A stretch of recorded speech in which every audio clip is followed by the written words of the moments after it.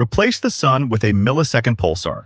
Alright, let's replace our sun with the fastest spinning pulsar ever discovered. This pulsar is only 30 kilometers wide, smaller than Manhattan, yet weighs 50% more than our sun. It spins 716 times per second. Matter at its equator moves at 70,000 kilometers per second, nearly a quarter the speed of light. This extreme spin and magnetic field create twin beams of X-rays and gamma rays that sweep past Earth 700 times each second. The radiation would kill every living thing within minutes. The pulsar's magnetic field, 100 million times stronger than the sun's, drives a particle wind at near light speed. This wind would immediately start stripping away our atmosphere. Within days, Earth would have no air. Once the atmosphere is gone, the oceans would boil into space. The intense radiation would then melt the exposed surface into molten rock. Earth would be completely destroyed within days.